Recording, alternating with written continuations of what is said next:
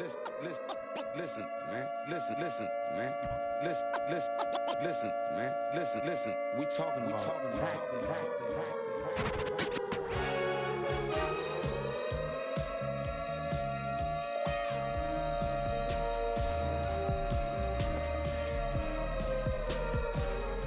Hey, it's Matthew Harvey here with the 12 o'clock Siren. We got another episode coming to you. We got James Hartley on my left. Now I have He's Mike. on my left now. You would think this is our first time, but it's our fifth. He's on my left. Yeah, so normally I have Jason Fuller sitting on my left, but he is under the weather. I think he has Ebola, maybe. But we wish him a speedy recovery. Today we are talking to Coy Clements. He is the owner of Sidewinder Jiu Jitsu, also Made Man Industries. We're going to talk about that. It's a little bit of a motivational speaking thing. I'll let him get into that later. Also Plano police officer, is that right? Yes, sir. All right, well, say hello, Coy, and tell us a little bit about yourself. Hello. My name's Coy Clements. Welcome. I am very blessed to be on this podcast today, so I want to thank you guys very much for having me. Absolutely. Let's see, about me. Where'd you graduate high school? Well, McAllister High School, so I know probably some of my friends will be listening because I got some people living around this area. Nice. 1998, that makes me old, right? Yeah, well, I don't know. You went to high school with us? Yeah, he's I was 2000. 2000. I'm 02. Are you kidding me? So I'm the oldest one at the table? You are. Sadly, Oh, you that's are. terrible. Sorry. That's terrible. Even if Jason were here, he's 99, right? He's 99, yeah. Wow. So, yeah, I'm officially old. that's it. You're not Oh, the for oldest sure. one on our show though. Oh, man. So you got that Well, going makes for me you. feel a little better. That's true. Of course, I think we've had an 81-year-old here. So, Yeah. McAllister, there is a big Army munitions Yes.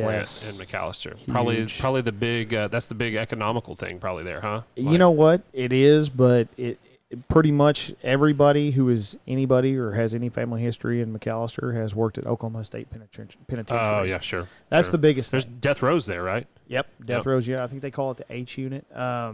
They also have the annual prison rodeo. Oh, they still do that? They do. Ooh. That's Behind awesome. the walls. That might be a road show That's for us. a Siren does the rodeo. Yeah. I've never man. been. I've always wanted to go. Well, Texas- Huntsville doesn't do it anymore, do they? No. I've never been to anyone other than that one. But you know, if you're from McAllister, I mean, that's the big deal. Right, yeah. You know, as a kid, you go and you sit there and you watch. I all love the rodeos inmates to begin with, and a criminal Christmas- rodeo sounds awesome. Doesn't it? and- Well, Sorry. Better. my, Money the uh, hard way, baby. That's the big deal. My father is retired Texas Department of Corrections. He was a teacher in TDC, Oh.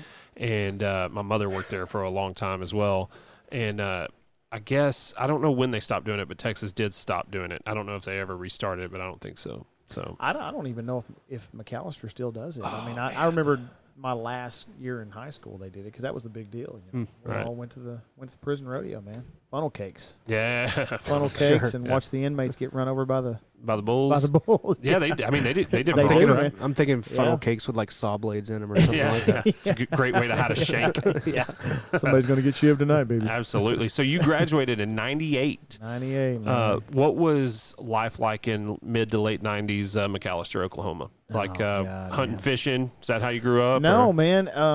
You know, it wasn't as rural as what most people think. I mean, McAllister's 25 to 30,000 people. Sure. So I mean, it was kind of city life Yeah. compared to Whitewright. You know, Absolutely. I mean, it was city life, man. How long did you stay in McAllister before you made it down to the better option here? Uh, Just kidding. That I was, was in about to Oklahoma. say, It move was to the- but Texas it was and the raise the better IQ option. in both states. but it was the better option because I'm a Longhorn fan, always have been. Oh, Okay. You know, so I got out of Oklahoma as quick as I could. The right Sure, side of sure. the Red River. That's it. you That's know? it. That's it. Uh, So it was okay. I mean, you've heard your share of Texas and Oklahoma jokes, oh right? God, man, everybody, it's sickening. Can I do it? Can I do one? I guess. Go for it. Why doesn't Texas fall off into the ocean? Because Oklahoma sucks. There you go. So I actually need to clarify that I'm just joking. I'm actually a big fan of Oklahoma. I go to Oklahoma City a lot. I go to Tulsa quite a bit, and I love Eastern Oklahoma a lot. Well, that's where I went to college. Oh, really? Yep. I saw that, East actually. EOSC. was Eastern, part of my back up creeping. there in Robbers Cave, man. Yeah. You know where Poto is? I do. My do. family and I used to go up there to a little cabin in the woods. Yeah. It was basically an Airbnb before Airbnb was a thing. Yeah. man. I loved it up there. So Yep. Robbers Cave State Park. That's where I spent all my time when I was in college. nice. First 2 years That anyway. Central, East, or It's beautiful. Okay, so on It's that one of the only Kiamichi, places in Oklahoma that the actually is Kiamichi Trail, Yeah, The- you get probably through there. Let's see, it's Latimer County. I think is what county it is. Latimer County. You got Robbers Cave State Park. They make the big deal out of all the outlaws that stayed there. Sure. Okay. So Have you ever been over to like western Oklahoma, like the Black Kettle National or Black Kettle Grasslands? well, It's kind of southwest Oklahoma. not southwest. One of the more disturbing places I ever went was Guyman, Oklahoma. It was absolutely Is that the desolate. Panhandle? Yes, Yeah, it's I the went land of there on Walmarts. it's the land of nothing. Yeah. I went there on a prisoner transfer. Really? Yeah. Yeah, That adds another Yeah, they're element. like, yeah, that's right. There, pick one up in Guyman and bring them back. I'm like, what for? Yeah, just Yeah. leave him Yeah, here. why don't you just leave him there? Yeah. That was terrible. He's already in prison in the Yeah, Panhandle of He's in the Oklahoma. Panhandle What of else you Oklahoma. want to What do more to can you him? Maybe that's what it was. It was cruel and unusual, so we had to upgrade him. Jeez. It was terrible. Actually, places like the Panhandle of Oklahoma and stuff kind of fascinate me because they seem like these weird little forgotten places. It is. It's you a know? land time forgot. Yeah, Yeah. yeah. And then you see some of the police officers there, and you're like, Jesus Christ, really? I bet. Seriously? Well, there's also like we have the four corners, and then there's the triple corners or three corners there, right, where Texas, Oklahoma, and Colorado meet. Correct. So I kind of like to go see that. You know. Yeah. I mean, Well, Texas doesn't touch Colorado. Well, No. okay, so maybe it's yeah, So you're it's right. New Mexico New is the Mexico. tri. That would make sense. Yeah. Technically. I can pretty much tell you what it's like. Like you look right, and there's nothing. Yeah. You look left, and there's nothing. The tumbleweed. all And if you look north, there may be nothing. right. Might be. All the Leonard listeners just rolled their eyes at me Yeah. when I just destroyed the geography. You're- Yes, Texas, State Oklahoma, line. and Colorado. I'm an That's right. idiot. I'm sorry. I knew what you Um, meant. Yeah, Close. well, Close. good looking out on the correction there. Anyway, so 18, you graduated. How long until you made it to Texas? Oh man, made a few mistakes. Followed a girl. Yep, Stupid. I understand. The one that I felt the one that I followed second Sure. turned out to be the best one ever. Of I'm course. still with that one. Yeah, that's good. So I made a good decision there. Yeah, get your practice one out of the way. But yeah, followed that one to Durant, Oklahoma. Durant. Durant, Actually, yeah. so now don't get it twisted. It's Yeah. Durant. I used to work for K10 Well, there you up in go. Denison, so Okay. I know your area. So it's Yeah. Durant. Yeah. So if you're from Durant, and I was a police officer in Durant for about 6 months. The strange thing about it is I met my wife now. She came to me and she said, hey, my sister lives in this place called Plano, Texas. And I'm like, well, where the hell is Plano, Texas? Can you say hello on the radio? Can you say Sure. hello? Okay. Yeah. Right, Is- yeah. where the- Oh yeah, yeah. yeah. Okay, so Yeah. It's all like, good. where is Plano, Texas? Yeah, she's like, well, it's just around Dallas area. I'm like, okay, well, I've never been to Dallas. Sure. And she's like, well, that's good. She hands me a newspaper because they're accepting applications. So I and put it turns out, I think at one time it was the best paid police department in state, right? You know what, man? 2,500 people applied. Yeah, here's the funny thing. It still is Right. to this day. I mean, I want to say it's all public record. I think it's I was just looking at it the other day because I'm like 2 years from retirement, but I think it was 94,000 what we top out at now. I Okay. think is what we top out. Yeah. And at the time, man, I was working at Durant, and it was, it was like 21,000 a year, Yeah. something. And she's like, Might as well work at the Quick Check or I whatever. know, you right? And I was like, well, she's like, well, and Durant's a rough place, man. Yeah. Yeah. I mean, it's a rough place. Yeah. And or it was at the time. And she said, well, why don't you put in for it? So I thought, what are the odds, So I Right. put in for it. Less than 6 weeks later, I'm taking a test. Well, it's a 3-day process. So you got 900 the first day, taking the test at the Plano Center. Sure. Over the course of 8 to 5 p.m., the test is being given God knows how many times. 900 the second day or however much. I want to say there was like, Is this civil service test? oh, yeah. Yeah. Yeah, it's something like 2,000 people. And I'm thinking, okay, I walked out of there thinking there's no way. Right. Just pessimistic as I could be. Yeah. There's no way. The odds are against Yeah, it. I mean, it's terrible. Went back to Durant thinking, okay, well, this is where I'm going to be. Start looking to advance my career there. Find out I finished 33rd on the test. I'm like, well, what kind of morons were taking that test? Because I'm an idiot. I mean, that was my first Sure. thought is, I'm not a genius, 33rd on the test of all the military. And plus, I'd have got no experience points, no military points Right. or anything the like plus that. 5 or whatever. Right. Well, at the time, it was plus 10. Oh, I think is geez. what it was. Yeah. So I should have been way down. And then they say they're only taking 9 positions. They probably gave you 10 points for that haircut. Man, I know, right? You know, Well, if see, at the time I He's had a fan. at the time I was kind for those of you listening, he's hey, I was a bald lot like myself. sexier So back then. I was yeah, they might have given you 10 points on that haircut. I had hair back Sorry, then. go ahead. So, I had that Italian hair, you know, Sure. kind of had that coif going backward thing. But no, at the time it was then they said, well, we're taking 9 positions. We're hiring 9 people, and I'm thinking, how many was just in this room? Like 900. Right. I left there and I told my wife, I said, look, we might as well go ahead and get married because I'm going to be poor. Yeah. I'm not going to. You're meeting me at my best. Right. I told her, I said, you have definitely met me at my highest point in my career. Yeah. Turned out I was 33rd, and then I guess the background guy called and said, look, you got a legitimate chance if we get through 33 people. Well, was that 24 people? Sure, yeah. You're on. And I'm like, well, there's no chance. Little did I know that they, the first 20 or 30 they're going to throw right out. I end up being the second one taken. Well, and I attribute that just what's because. the filtration process there? Just backgrounds, Polygraph. and stuff like that. Yeah, Right. man, pretty much polygraph. And back then it was a lot different. Man, God, get onto the law enforcement changes in the over the last few years, but especially when it comes to hiring. But back then, it was I say back then, 20 years ago almost. It was polygraph, and then we had this thing called the BPAD, which is the Behavioral Assessment Program. Mm-hmm. And that's basically they put you in a room, and you have a panel of 7 to 8 senior supervisors or officers. Some of them may be officers. They ask you these just ludicrous questions, and then they assess your response to them. I had a. Can you ask one of those questions to us right now? Oh, wait. Let me pause you. I want to go with one.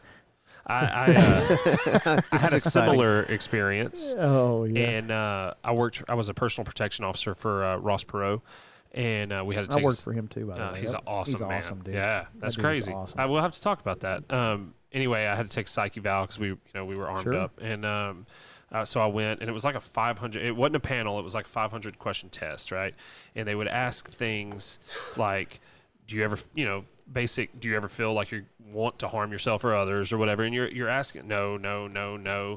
And then they would throw in this weird question like, "Do you believe your soul leaves your body when you sneeze?" Yeah. And you're kind of going I've through. heard that. I've always every time I Well, sneeze, I think that. Yeah. So I honestly do. But that I remember I would get on like a section of yeses, and then they'd throw a question in like that, and I just muscle memory go to mark yes, and then be like, oh my god, I just want to see if you're just Yeah. going to go straight down the left column. yeah. So anyway, I found that interesting. Let Yeah. me pick up on the details. Yeah, That BPAD, man, it was crazy. Really? Well, they don't do it now. It goes to show you, it's kind of funny how things change. They realize that some of the ridiculous things that they did in the past are no longer applicable, but yet we went through them and we got hired. Right? Sure. So think about that. Right. Think about that for a minute. It's like, well, that was completely ridiculous that we made all these guys do You it. still but got a yet- job though. right. Yeah. Those But yet practices are we- illegal now. Yeah, but yet we hired Yeah. you off them, and it was stuff like that, asking Right. ludicrous questions, and they just want to assess your answer. Do you have a sample question? You know what, man? The funniest one, the one that I remember, the one that I do remember, and the funny thing about it was the board was actually able to hold a straight face when they actually did it. So he's got a panel of what turned out to be most of them are command staff right now, and it was really, they said, okay, so you're in a locker room and you're standing there. You look over to the right, and of course it's not that big of a deal, but they say you look over to the right or you look over to the left, whatever. You look at the lockers and you see this fellow officer reaching into a wallet. He takes money out, and he puts the money. You know that it's not his money. So what are you going to do? Yeah. And they give you A, B, C, and D basically, and you tell them what your answer is, and they're going to find fault in all. Oh of it. yeah. Oh, so you're going to tell on your brother in arms? Basically, yeah. Yeah. I mean, it's completely set up to fail. I'm going to ask the person whose wallet it is if he asked if the Sure. guy Like had a permission to get money out of it. And what they're Maybe he trying to didn't do take is it they're up. trying to induce an argument. Right. Is basically what they're See trying how to you do. handle yourself. They just want to see how you're going to handle yourself. Logical and rational That's thinking. it. And a lot of it boils down to articulation. Sure. So can you articulate Why that's Right. wrong or why you did what you did? Makes sense. And every question like that just falls right into a trap. So you're in a room with nothing in it? Is that what you said? Yeah, pretty While they're much. I asking? mean, yeah. Is this one of those mirrored window situations? Or no, are they- no. No, You but can you're actually- sitting across from a Sure. panel, probably Yeah, I mean, it's formal. It is. It's formal. You're setting yeah. at attention kind of It's thing. formal. Okay. You're Gotcha. It's pretty. It can be intimidating. Yeah. You know, and I approached it real similar to how I did everything else. I made light of it. I was like, I don't really give a damn if I get it or not. Right. I was looking for a job when I found this Right. one. That's it. Dude, I've used that saying. Yeah. I mean, I that was usually- pretty much how I felt about I it. usually say that right before I threaten someone, you know, like with physical I was looking violence. for a job when I found this one. I'm not worried about getting fired, you know. Yeah, that's it. Violence does solve a few things. Yeah, it does. All right. So, We skipped high school to academy. Did you know in high school you want to do this? Is that you Man. started Do you guys pretty remember young, that show right? Cops? Yeah. Okay, so Still playing, I believe. Still running. it is now. Live They've got PD is now they've better. got live PD. It's I better. don't It is like better. it. I don't Really? like It's a it. little I like it. Scripted. You think? It is so I've scripted. watched it a few times. didn't Ah, get that. Cops nailed it in 91 or 89 or whatever. They Man, I way will ahead say of their this: time. Cops was kind of the Wild West. they're Yeah. way ahead When of you their time. watched Cops, it was really on was- the edge. It was real stuff too. It was. It Like, really wow, was. look at him beating that dude. Yeah. But here's the question: Right. What changed between then and now? We'll get into that, I'm sure. Oh yeah. But yeah. so yeah, I did. I remember. Let's say circa 1992. I was probably 12. Okay, I so was you were- probably 12, Yeah. 11 or 12, sitting there watching Cops, watching my stepdad build an AR-15 Okay. in the Nice. living room, and I'm like, dude, this is. And that's this old is school. it. That was before building was cool. That's it. Oh. You know, yeah. That's back. That's and I'm like, man, this is it, dude. This is what it's about. So Yeah. you got a lot of And drug busts and Oh, the, man, they dude. used to do a lot of the I'll tell you prostitute this. stings and stuff. I'm an addictive personality like crazy. So Really? everything, addictive massively. So when I looked at that and I saw these guys getting to run code, they're getting to do all this cool stuff. I'm like, dude, I got to do this. Right. This is it, man. This is it. And that dominated my thought process all the way through high school. Cool. Such so that I started at, I want to say I was 17 at the sheriff's office as a jailer and a Oh, cool. dispatcher. Really. Wow. Yeah. Very In- cool. in the Committed. summertime. I like it. Summertime. working- So academy right out of high school then. oh, and, yeah. And Well, then what's that, I'm- 2-year program? Yes, it was a 2-year program. So Eastern at the time, and I think they don't have it now, but they had it then. It was a pilot program, and it was you go through and you obtain your certification as well as your basically. So you get your certification and you also get your degree at the same time. So you attend all your college classes to get your associate's degree. Mm-hmm.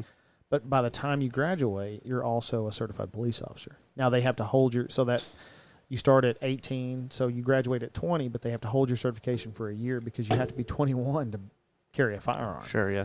So, and there's kind of, at the time, there was a few loopholes and ways around that. If You can work get for on the force maybe and do That's some right. work. Yeah, if you Yeah. work for a sheriff who's Probably the administrative at least, the or- head yeah. law enforcement official Yeah, in what the you'd been county. doing. So you're Exactly. prepping yourself. Yeah. Basically, what do you call it when you work for free and you're interning? Reserves. Interning. Yeah. Interning. reserves. So more or basically, less. what I would do is I worked in the jail and dispatch, and on my weekends when a lot of my buddies were going out partying, having a good time, I was going out riding with deputies. Sure.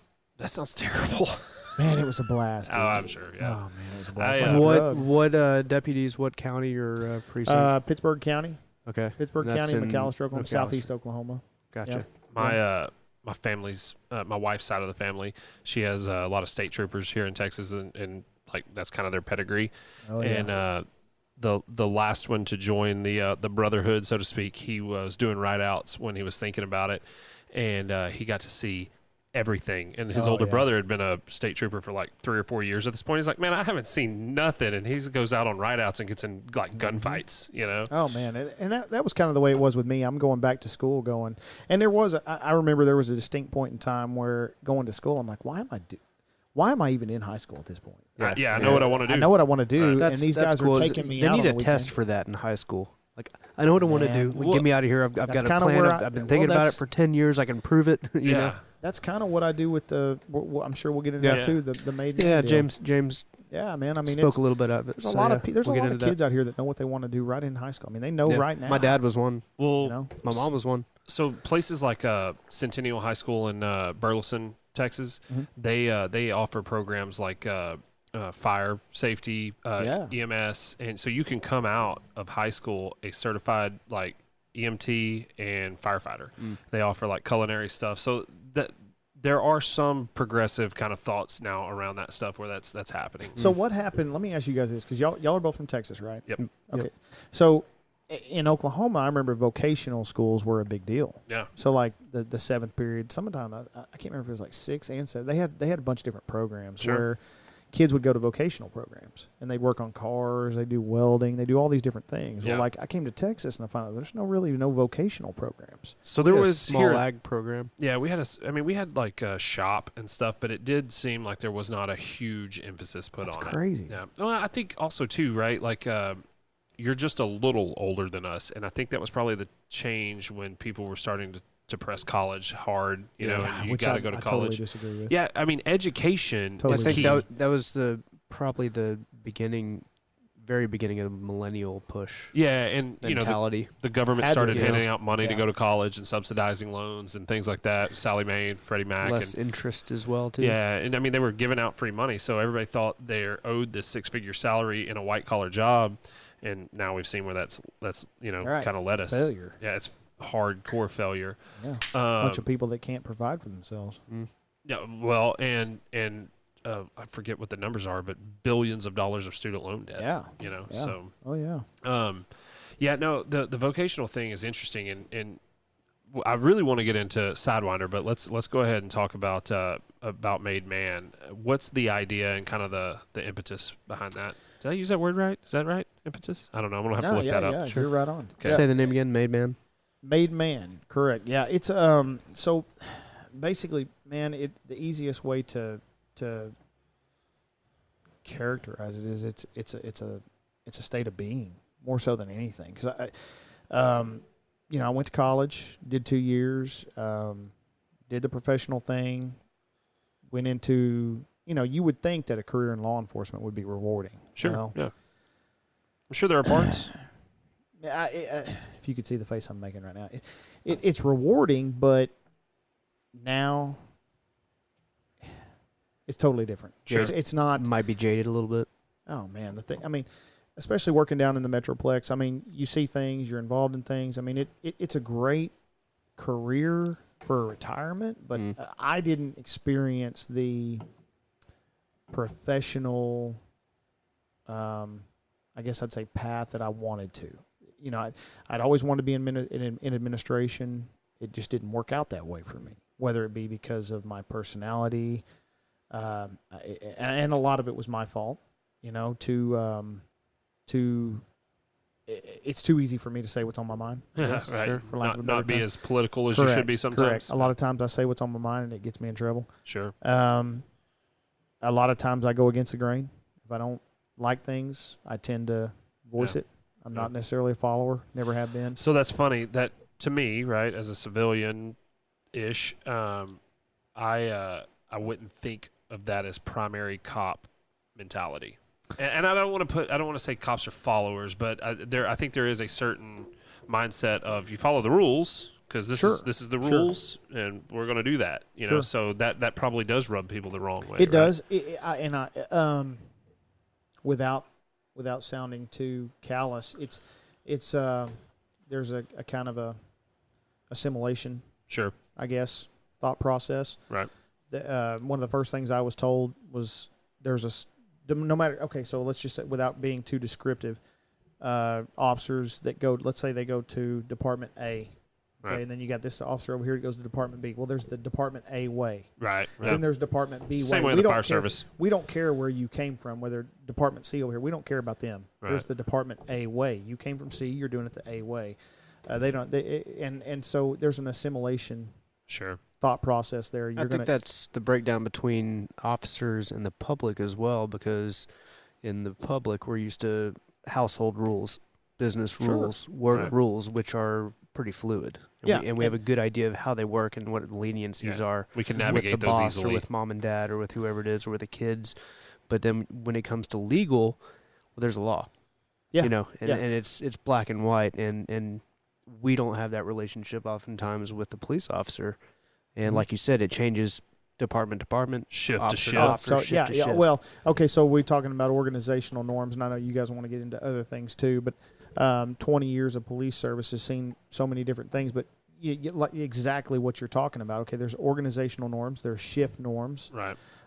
There's sector norms. It's a model, like a model of concentric circles. So Sure. you've got The bigger being the department, or let's say the federal, state, smaller, Right. department, smaller, shift. Right. So it changes from group to group. And for me, the biggest issue is I had a difficult time holding my tongue. Yeah. I guess I'd say I've Yeah, always sure. had that issue, and it didn't serve me well through law enforcement. But be that as it may, I would say that my career was somewhat dissatisfied. Sure. So I started looking outside my career. Fulfilled. Not exactly, fulfilled for like fulfillment. you might have expected. Correct. So I started looking at like, well, okay, this is a job. It now provides me a check. It's security for my family. It's retirement. Now I had to look at it and go, okay, where does Coy Clements stand? Right. As an individual against everything else. Mm. And so that's kind of where I arrived. Sure. That's where all this stuff outside my department came from, because I Right. realized I wasn't going to get fulfillment through my department. And that's A lot of that's my own fault. sure, but that was also kind of the motivation behind like Sidewinder, Jiu Jitsu, Well, and And the jiu-jitsu, that just, I want to go right back and point that as to being that was a direction of an addiction, I guess an addictive personality. you discovered Jiu Jitsu and Oh, went full yeah. Oh, because I know we talked about it. You said you trained like 9 it's to crazy. 9 a.m. to 2 p.m. every day for like 3 years to get your black belt. Yeah, so at at the time, if you're looking in Brazilian Jiu-Jitsu at the time, back in, I started in 04, I believe, or 05 under J.D. Shelley. I want to throw a plug to my professor. He's one of the greatest men I know.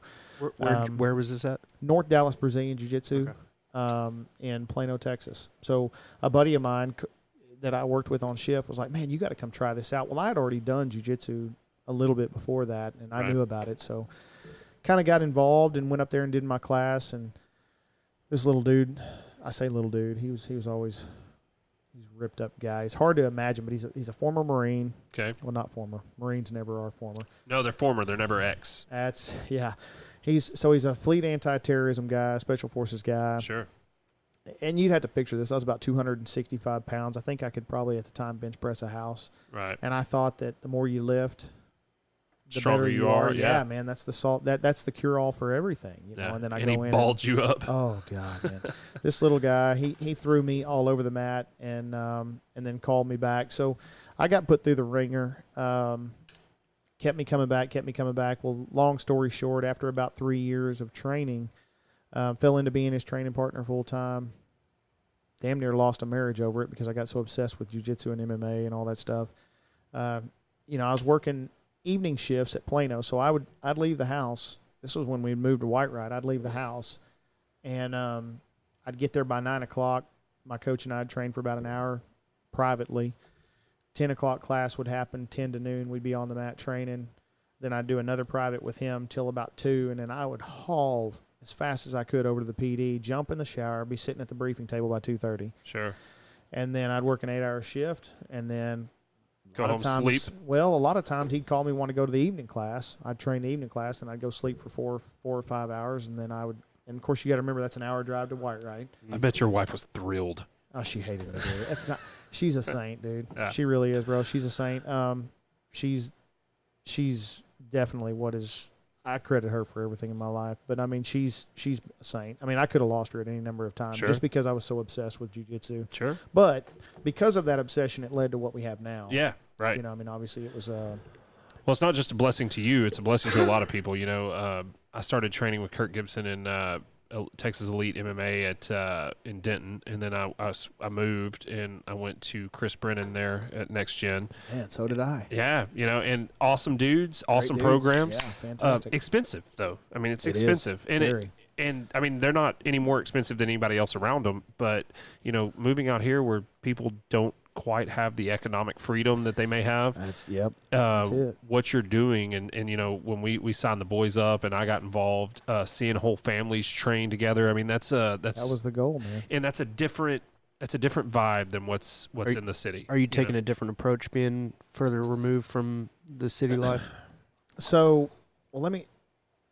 I would say yes, he is from my perspective. With one of my students, sitting at the Explain what you table. do, because you haven't really explained And- exactly and- what you and have a whole going. family who trains with me sitting at Yeah. the table. Explain your whole operation and what you have going on, because we haven't really gotten into it formally. Okay, so first off, it's Sidewinder Jiu-Jitsu. It's not, and I want to basically let everybody know that. I mean, this is just out of respect for all the people that do Jiu-Jitsu in this community. It's a very small community. Just about everybody knows everybody. It's not focused on here. Yeah, it's not about me, man. But I will say this: coming up, I realized in the Metroplex, especially, and this is simply because of it's just the nature of the area. Jiu-Jitsu was almost unaffordable. Yeah.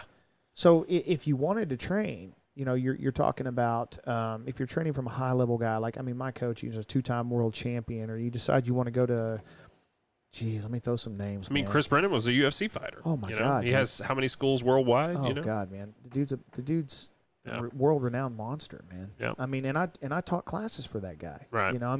He's unbelievable. To see what the guy can do on the mat is just insane. And you look at any guy that's that level, and anybody that came up with him is the same way. They train directly under him. You got the Machados and all these different guys in the Metroplex. Well, so let's say you want to go put your kid in it, right? It's going to be $150 a month, sure, average. And there's a bunch of other costs a lot of times that are associated with it. So.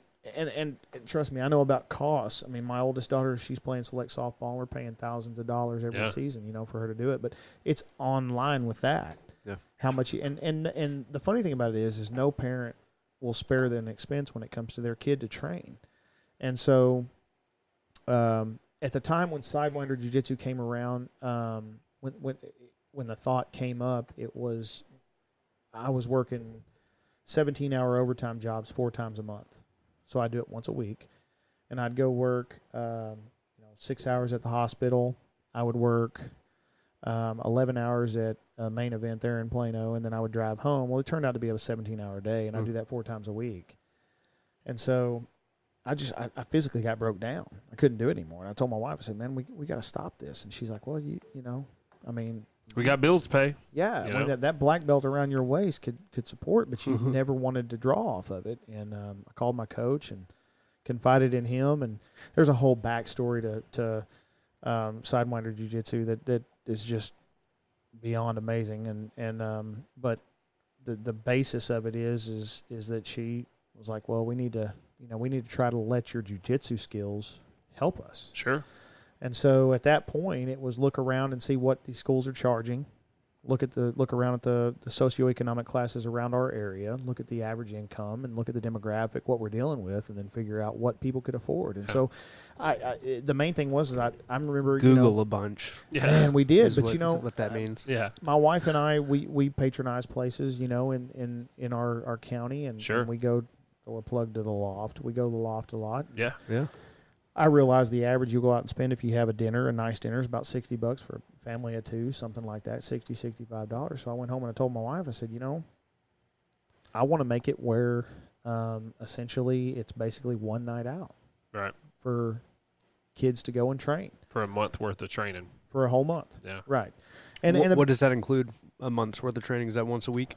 I don't know, man. And that's the thing too. A lot of these schools, they make you quote how many days you want to go, and they assess your price off of that. And so I wanted to make it where essentially these parents could put their kids into jiu-jitsu for into martial arts for an entire month and come to all the classes we have. Oh wow! Yeah. If it's open, they're welcome. You said set a class time. Whoever shows up. That's it, man. That's awesome. Yeah, that's great. Yeah. But I will say a lot of these schools, and this is not throwing a jab at any other schools that have different prices. I just did my thing my way. No, yeah, that's why they make menus. Right. Yeah. I just did my thing my way because for a couple of reasons, I don't have to rely off of my income from the gym. Yeah. To support my family, which a lot of these. Well, you need people there anyway. I mean, if they show Yeah. up every day of the week and you teach them 20 times in a month, then great. Right. And a lot of these instructors, they have to. They have to live off of what they make, so they may have to charge that. I don't. Yeah. I've been fortunate enough to have a job and a good retirement, which I'm 2 years from retirement anyway. So I'm 4 from punching out of the military, and I just can't wait. I'm telling you, man. I'm broke. So I can extend that discount to my students. Right. And the biggest thing I wanted out of Sidewinder was I wanted a faith-based organization, and it's within reason. I don't push my faith off on anybody, but I say faith-based. Faith-based extends only to what our prayer before class, Yep. right? Yep. Have you ever heard me say anything else? Nope. I mean, beyond that, it was just mainly just me praying for the safety of my athletes. Sure. But outside of that, it's largely just I stepped out on faith, and a mentor of mine is a huge person in my life right now. Charlie Copeland helped us out immensely, and he's the reason that we built our new school. But just so many things, so many blessings over the last last year that led to this. But above and beyond, I wanted it to be affordable for whole families, not just one person. So my thought process behind it was, okay, well, you tell me where there's another sport out there where a child and a parent can experience the same thing at the same time. Right.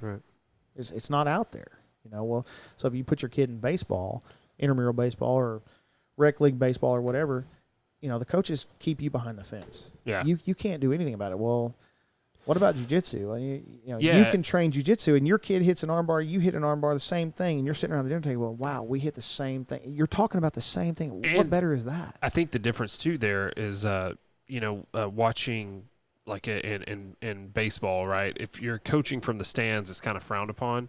Something Coy They does hate it. that I think is really impressive and helpful is, if we see a kid not doing something correctly, we're free to go help him. Even though, I mean, Get I on may the have mat. just Get on I the may have mat. just learned that arm bar last week, but I've got it and I can help my kid figure it out. So it's really kind of a family tribal environment. I don't want to. family. It is, and I mean, I don't want to quote it, but it's kind of that it takes a village thing, and it's a very positive environment for the families to be in. So I feel like like martial arts, you think about like Taekwondo and a lot of other things. Well, it's the whole sit there, be quiet. Mm-hmm. It's ultra quiet. Well, for Right. me, my thought was we have 40 kids a night on the mat, and if I can't possibly watch them all. no, So I want the parents to actually get on the mat and help. Well, what that leads to is generally a lot of parents that want to train in the adult class. yeah, It's like, well, I might as well sign up. Right. This is our whole family's doing it. Yeah. So So it's been huge. Speaking of jiu-jitsu, do you still follow MMA? Or are you still a fan of MMA? Not in the least. Really? No. Did you fight?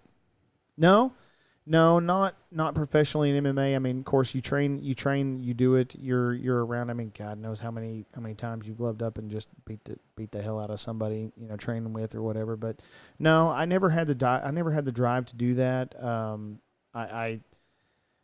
The biggest reason was because at my gym, I saw a lot of guys going and doing fighting. I've always been an entrepreneur. Yeah. So for me, everything was about liabilities and assets. Right. Okay. Can you make money off of it?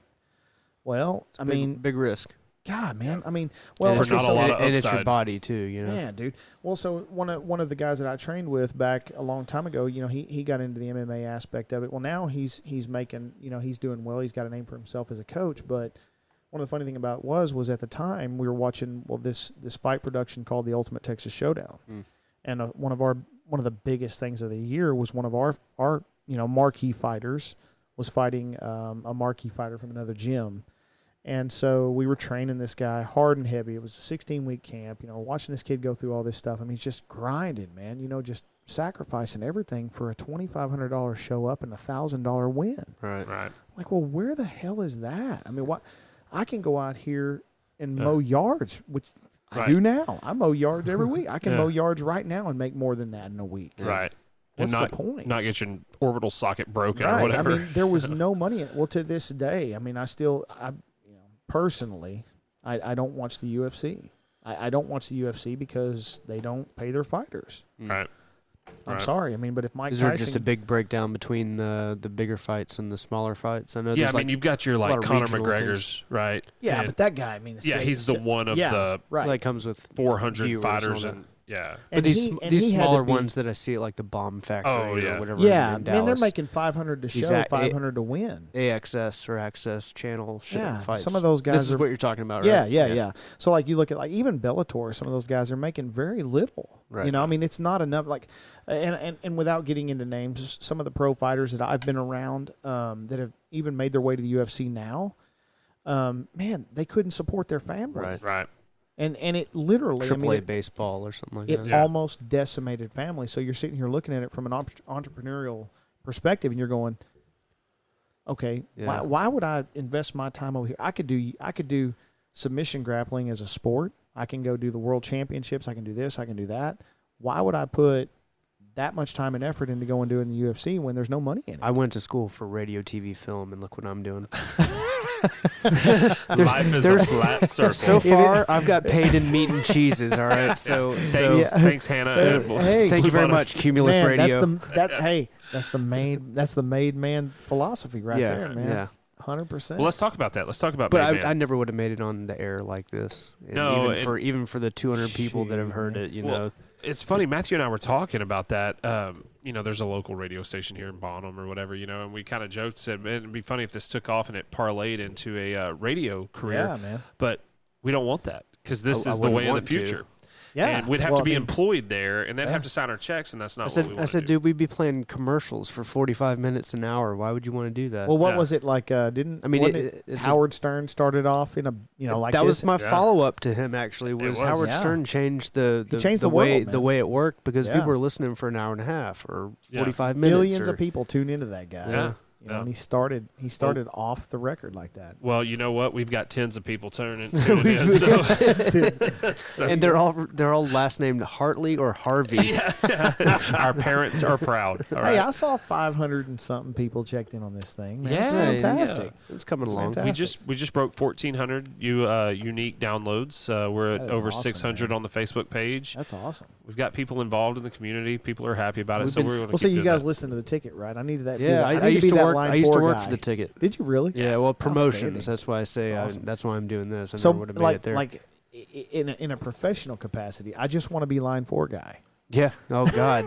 Yeah. I think he was at a drive-through the other day, which I've not heard ever on I there. just want to be line 4 guy. No, he's It's so nobody knows who he is. I've never Yeah, really. no, Yeah, it's just I've never heard of never I've heard a word. him. I've heard him really reference him in like who he is one time, Yeah, and it was It's- just kind of not said much of it. it's Then fantastic, funny. man. no, that was fun. No, so going back to Made Man, then let's talk about that briefly because we are now at 42 minutes. So let's get Wow. into Made Man. It goes. Time flies when you're having fun There and it talking is. We can, jujitsu. go, we can go an hour. Oh, we can. Yeah. Yeah, I'm just saying. I'm just giving a little time check there. 2 However- hours. however- we got However much time 7. you have. I got all evening. I don't care. Yeah. Hey, I only got to go be a cop tomorrow. It doesn't matter. I got That's a right. fridge full of oat sodas, got- Jason. I got a shade tree I got to Sprites. hold up. Sprites and oat sodas, man. So yeah, Made Man Industries. Is that right? Yeah. The yeah, thought behind that is education is key, but maybe not college. College not being for everyone, maybe, right? kind of that's the youth perspective behind it, but it kind of came from more so just an epiphany, I guess, like kind of like a revelation for myself. You know, just sitting back and looking at everything and just realizing, well, my heritage is loosely Italian. Sure. I say loosely. I've Clement always been. sounds Irish. Yeah. No. It's not. not. I'm Yeah. strong. Okay, continue. No. Sorry. No. Definitely Italian American heritage from my dad's side. But I've always been a huge history buff, so looking into heritage and things like that. So the Made Man that was always known as a man of respect, man of honor in Italian heritage. Of course. Yeah. Or the term Made Man kind of came as a North American term, but it was always somebody of respect, somebody who had accomplished much, somebody who society looked at as being a responsible person, who financially sound. Of course. Just mainly about respect. It's worked its way into the cultural lexicon. I mean, even at work, we say, "Oh, that person's a made man" because he's come with this leadership team. Correct. You know? Right. Well, of course, then you got the Italian negative or derogatory yeah. version of it that came from the mafia or whatever. Sure. Which You could argue that that's not even negative, though. I mean, that's a terrible industry, but I still understand where they're coming from. it right? is. He's So a made man. and on that note, so that's kind of how being more of a research and history type driven person, looking at it and realizing, well, a lot of those guys, man, I've heard millions of people say, well, if he would have just gone straight, he would have been a multi-billionaire, legit, right? These guys are driven. Sure. And that's the one thing that they all kind of had in common. They're professionals. They're driven. They had a mindset to succeed. and it it couldn't be overcome. It was just an unreal mindset to succeed to make Sure. it. So when I say well-made man, it's more so it's an homage to kind of my Italian heritage. But And in the words of Slipknot, it's the mindset of get this or die. Yes, There I you think go. so. Slipknot. Slipknot's Yeah. coming up in every episode. It is. that's my crew right there. Hey, we went and saw him a couple weeks ago. Oh man, Yeah, Corey Taylor's the bomb. he is. So So- anyway, yes. It's a mindset for me. It keeps me grounded. It's more so get made, man. It's 100% made. Do it myself. Get up every day. Take it to the max. If I got to do 12 hours being a cop, I'm going to do another 12 hours figuring out how to make myself successful. Sure. If it's everything off the rails, whether it doesn't have to be college. It's just find a way to make money, find a way to make yourself successful. Well, it's like you were talking about earlier. You enjoyed jiu-jitsu. You obviously were Took it to the committed to it. max. You went to the max with it, and that's what Yeah, you man. enjoy. Now you found a way to And now it's a parlay that lucrative side hustle. into a side Yeah, business man. and something you enjoy more than you were being fulfilled with your police career, correct? Absolutely, yeah. So it's a more substitute, fulfilling to you, and- and you're making money off it. You can't argue with a better combination, in my opinion. Yeah, and I mean the made man thing is just kind of the thought process. I remember being in my bedroom, and sitting there talking to my wife. I was like, man, what if that turned into like the next thing, the next brand? Well, so what I'm pushing is, well, okay, tell all these kids, go be your own man. Be made. Yeah. Make yourself 100%. Yeah. Make it your own way. You don't need to bow to nobody. You don't need to go to. I mean, all these parents are going to crucify me, bro. Oh, Go yeah. to college. Look, I can point to 1,000 people out here that make $250,000 a year, and it's not all about money, but No, but whatever- that is a whatever your- measurement of success. It is. though. It's a measurement of success. Yeah. But whatever makes you successful, whether it's go be a family man, right? Right. Okay, make $0. I don't care. Whatever it is, whether you want to be a pastor, whether you want to be a politician, whatever you want to be, man, make yourself. Make your own way. Don't rely on anybody else to do it. Don't wait for a handout. You know what I mean? What's the difference between you and this person that has zero motivation? Well, get up every day and do it. a good example of that, speaking Be about made. like not necessarily money being everything. So a friend of mine who's a friend of the show, a shout out to Jake Little in Hydrology IV, somebody he knows actually is a black belt in jiu-jitsu, and he loved it, right? He didn't have a lot of, from what I know of him, he didn't have a lot of direction in life, and then he decided to up and move to the Bahamas Yeah, and man. teach underprivileged kids jiu-jitsu, and Oh, that's what man, he's dude. doing. I don't know that he's getting rich off of it, but he loves his life. Probably you not. know? But so you guys ever watch that movie Point Break? Yeah, Remember Bodie? the original one. The The other original, one's yeah, terrible. the original, man. That's the Yeah. one with Patrick Swayze when he played Bodie. He's Yeah. talking about the wave and go out there and Yeah. it's a state of being. You know what I mean? So like my thought with, and I know it sounds corny, but made man was a state of being. Sure. It was get out there and be 100% made. Get up in the morning, figure out how to be successful. So you're going to take this mindset and this point of view, and you're going to do what with it? So right now, the goal, the overarching goal is to take this. I know right now we're working October. What is the 2nd? We'll be at White. I'll be at White Ride High School. Right now, it's kind of in its infancy phase, so it's just mainly. I'm gonna try to pull from representatives of the community who have found some measure of success, whatever it may be. Because here's the thing. So you got kids in high school that. What about this kid that doesn't really talk to anybody? He's not an athlete, not into band, not into whatever. Well, what if he's into art and he's just sitting in there and he's doodling, all day Sure. long? Well, so I mean, most people can't see me, but just covered in tattoos, right? Well, Right. So my tattoo artist makes about $250 an hour. Right. He's driving like this high-end car, and Yeah. he's booked out for 2 years straight. So I got to wait a year to get back into this guy. Right. It's $2,000 session. Hey, he's right? found his niche. Man, dude. And the guy is crazy. And I ask him his story, and I ask everybody their story. He's like, well, I said, what do you do? He said, man, in high school, I made terrible grades. Terrible grades. All I did was sit in class and draw. He's like, here he is, a world champion from wherever, all over. Right. People are paying him thousands and thousands and thousands of dollars and to just do tattoos. Right. Well, what if you're that kid? You know what I mean? I find a lot of that is exposure, just being exposed to, connecting that you can take your art and put it on in tattoo form, So what? or just being exposed to things. What like, about motivation? What if you well, don't have any- there's that too. Yeah, I mean, I can certainly say that I went to college, and maybe I wasn't college material. I graduated college. It took 6 years. But I didn't know what I wanted to do. Right. Was the point of the story. Out of high school, I didn't know I didn't have that clear vision of a career or anything. I mean, look where I'm at right now on a free podcast, Sure. just doing it for fun. This is awesome. But what I did was I got a Jeep in the process and figured out a product that I thought was cool. Well, had I not had that Jeep, never would have been exposed to this. Right. And the product ended up getting me where here in this building, and it's sold a ton, and Sure. I had no idea without that exposure. And I think a lot of the success and the motivation for me, the motivation came from that exposure to something that I didn't know was possible. Well, and maybe this is a subject for the Lessons on Liberty 3, okay? Yeah. But school is great, education is great, but there has to be an element of free thinking in it too, and not just fall into the lines and do what you're told, because it doesn't always lead to. I'm very grateful for my college education and glad I did it.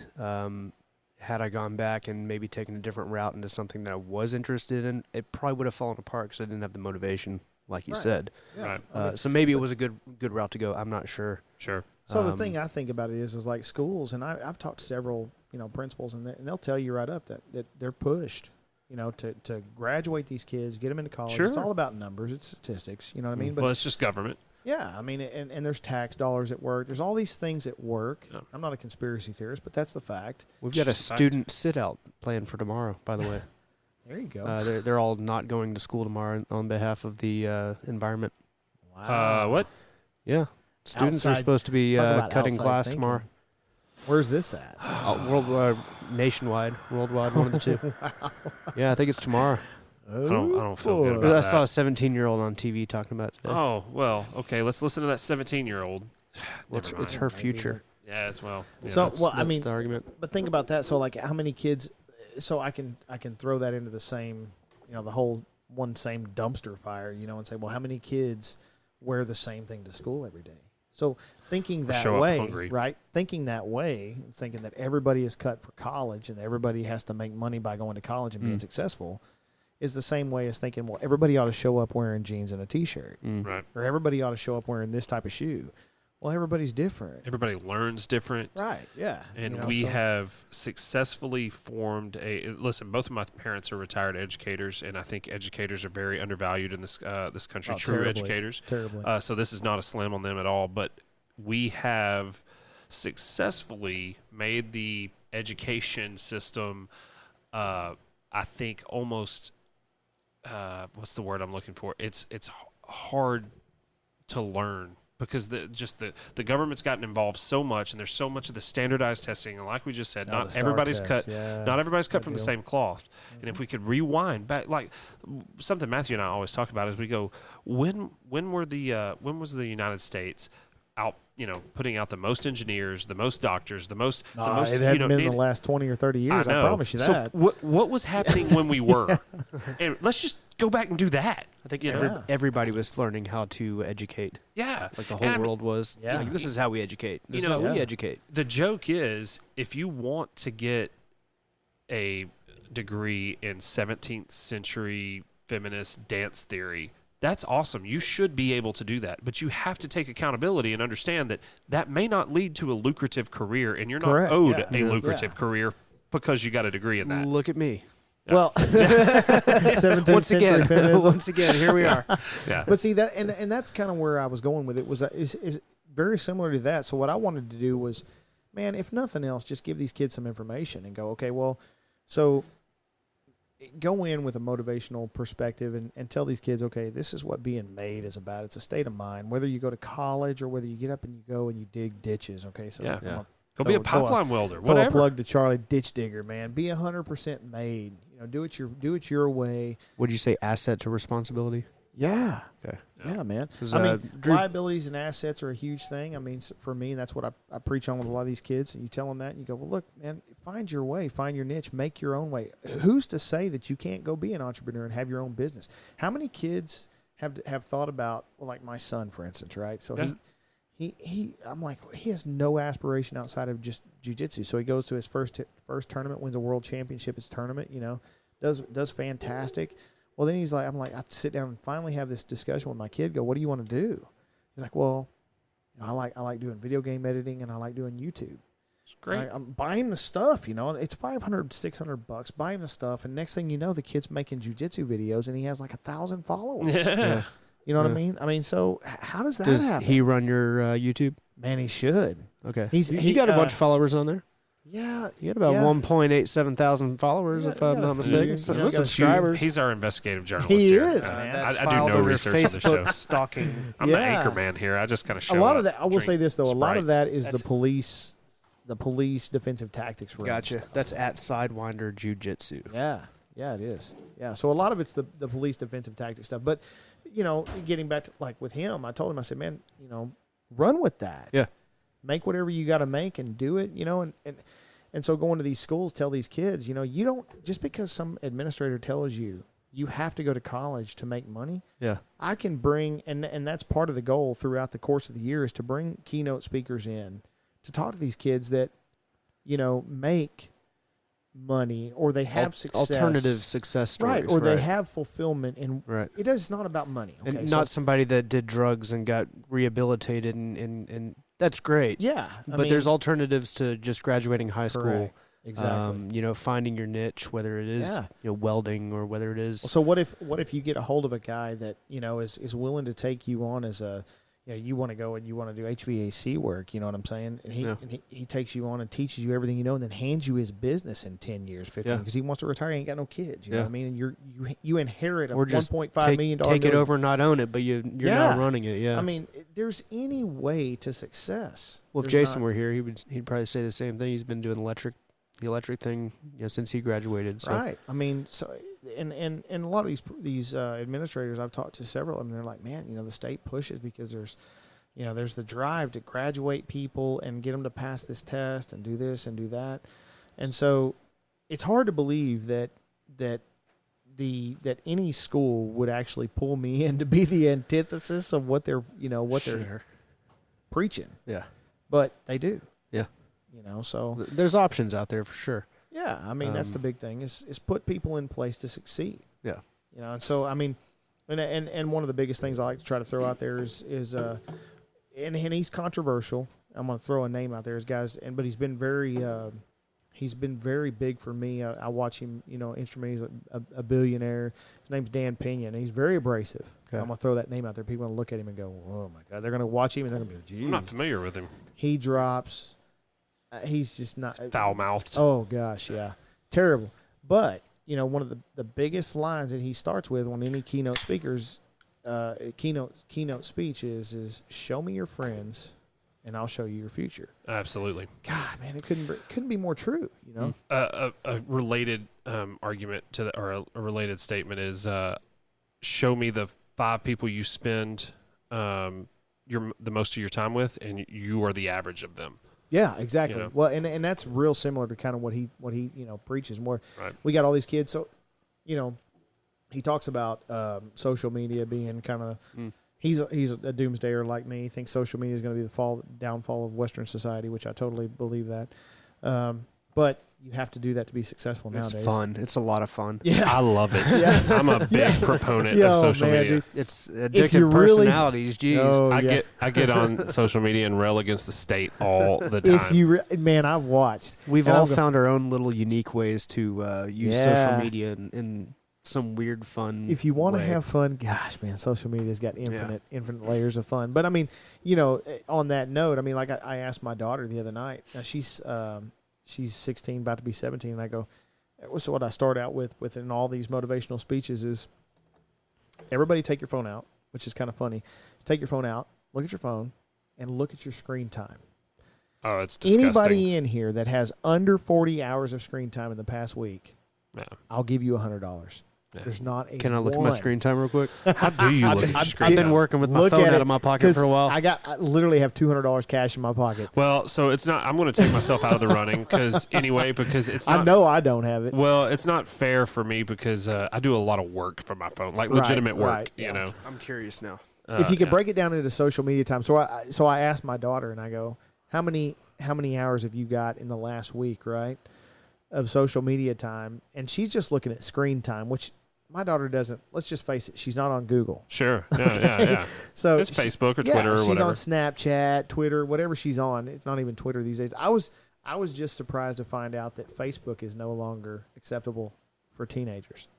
It's not Facebook anymore, guys. Well, It's I not know, cool, like right? TikTok. Yeah, And it's Snapchat, Tumblr, which I can't figure out Snapchat. I downloaded it. I can't either. I can't figure it I'm out, so I lost. deleted it. Yeah, I didn't delete. I still have it, but You can break it down into yeah, to you can look social at social media. Oh, See, that's disgusting. see. So I've That's done my gross. research. So you know how much my daughter had in 1 week? What'd you say? 67. Under 4 hours? 47. Oh, If you're under 40 hours, right? I don't know. You tell me. I'll pay you $100. I don't know. I'm trying to find mine. How are you under 4? So I guess I got to owe him $100. No, so We'll mine's pay- always we'll pay showing it up. for 3 hours 4 and hours. 50 Yeah, you minutes? tell me. And I'm on my phone quite No, a that's bit. today. Is that just today? That's Yeah. got to be today, man. So last 7 days. Look at last 7 days. I'm Yeah, not, see, I'm not too familiar with how these last work. 7 days, I'm averaging about 3 hours and 44 minutes That's per about day. that's about average. Yeah. Is about 3.5 hours for any adult. Is about 3.5 Gross. hours. Makes me embarrassed. I'm You sorry. look at your 7 days, 7 days? Yeah. I don't 4 know. hours and 6 minutes per day. So he's That's about right. yeah, That's you're a about little 30 under me. hours.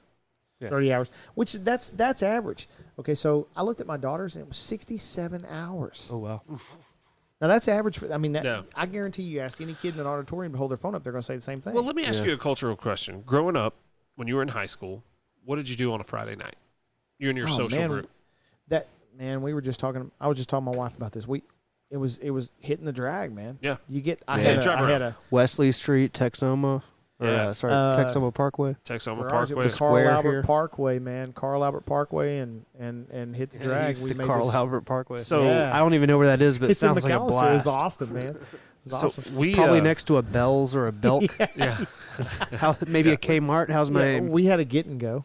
All There right. It was you go. awesome. That's fine. So we they had that weird stuff up there in Okie Land. Yeah, I won't tell you what all it is now subs. because you'll laugh. We had the square here, right? Like when we were in high school, any Friday night you'd catch us either riding back roads, right? Right. Or Yeah. up here on the square, or maybe at the carport, or at a place we called the Rock Pits. And that was Friday and Saturday nights. There was going to be somebody at one of those locations any given Everybody time. hanging out. Check 'em Now, all. because Matthew and I are still children, just grown children, we may on a Friday night go hit some back roads and we see no one but other No. people our age. Yeah. Like the kids. Still living life vicariously. Yeah. And I'm like, where are the kids? And I talked to a friend of mine, shout out to Jason Stone. He has teenagers, and they sit in their room and they FaceTime their other friends, and they all watch TV together, and that's how they communicate. And whether it's good, bad, or whatever, it doesn't matter. It's just the way of the world now. It is. Nobody It is. has to hang Yep. out. You know, they're on, They're going to PS4. love distorted reality. yeah. Or So, augmented reality. Sorry. Augmented You know, reality, yeah. look at it like this. So Maybe you they guys just love it. You guys don't have to deal with like kids very often, but in my occupation, I have to deal with children. So like one of the first calls that always comes out in during school years, right, Sure. is we get dispatched to a child that is refusing to go to school, right? And this is obviously always a conduct and need a supervision issue with Sure. parents, whatever. And you can always trace it back to the parents. But you go up and you try to talk to the kid, they have no clue how to interact with you. Yeah. And you know what? But I'll promise you this: if I'm standing face to face with them, eyeball to eyeball, and I pick my phone up Text and them. I text them, they'll carry on an adult conversation all damn day long. Interesting. Yeah.